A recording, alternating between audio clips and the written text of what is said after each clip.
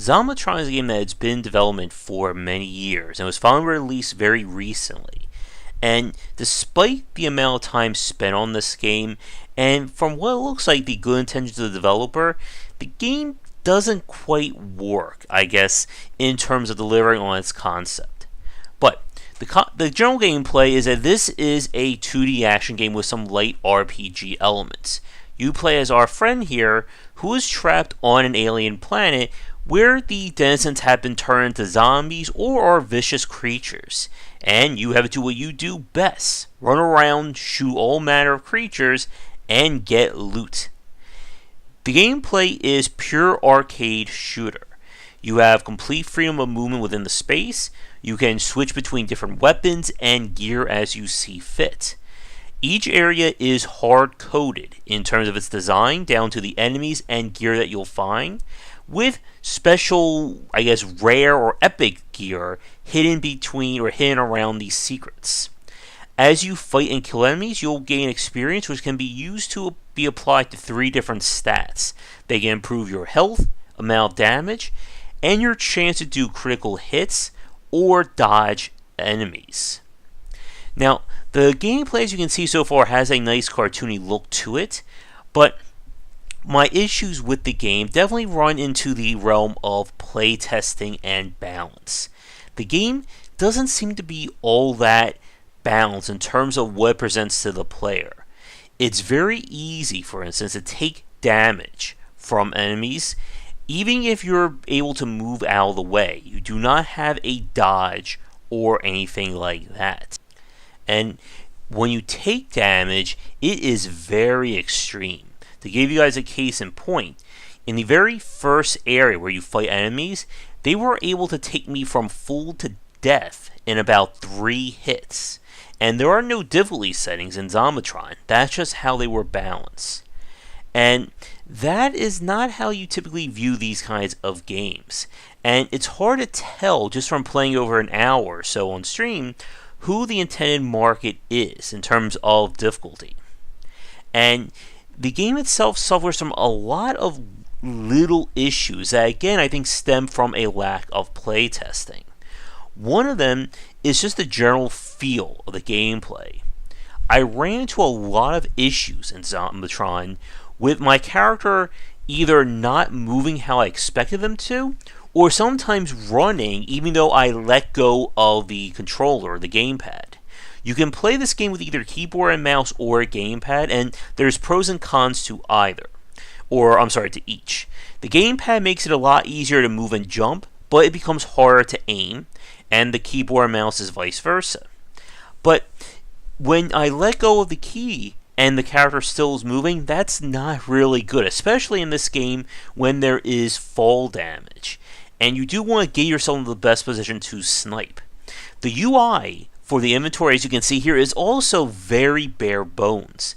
For instance, as a very big point, when I played the game, the option to automatically remove an item by right-clicking it wasn't working. And that is not how you want your game to be presented when hotkeys aren't responding as they should. But one of the bigger issues I have with the game, along with the difficulty, again, is just some of the concerns in terms of the overall playability. And you're going to see that with this boss footage that we're showing off here. For this boss fight, you're supposed to defeat him by destroying his arms, which for some strange reason, create these like little red orbs that damage the enemy. If you try and attack him normally, there's just no reasonable or no visible real damage. And when he hits you, he's going to rip you apart, as you see there. And the strange thing about this is that the game makes no reference or hints or even anything to let you know that that's how the game system works for this fight. And again, that's something that I think comes about through playtesting. And somebody would have probably mentioned that they weren't understanding how this boss fight works.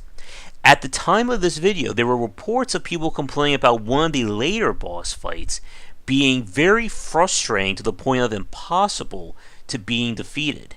And that's not what you want to hear in a game like this, especially given how hard it is normally. But there's really not a lot to say about Zombotron, so we're going to do a quick shout out to our Patreon backers and supporters, and we'll kind of talk a little bit more about, I guess, my overall thoughts of the game. And now a quick thank you to our Patreon backers, as well as to the current Game Wisdom sponsors. And if you'd like to continue the discussion on game design, be sure to check out our Discord channel, link down below. Overall with Zombotron, unfortunately, I just did not really enjoy myself playing the game. And it feels like kind of like a game that was developed in a vacuum, from how the physics play out to the general gameplay, and unfortunately that just doesn't work in, I think, today's market. There are going to be some people who are going to play this game and really enjoy it, but with the sheer number of 2D action shooters I've played over the years, there's just nothing here that makes me want to go through this entire game. And like we've said, a lot of these issues just stem from what appears to be a lack of overall playtesting. From difficulty spikes, to the UI not working, to just the general repetitive nature of the levels. And unfortunately, despite all the years that have been put into this game, there really isn't that much more for me to say.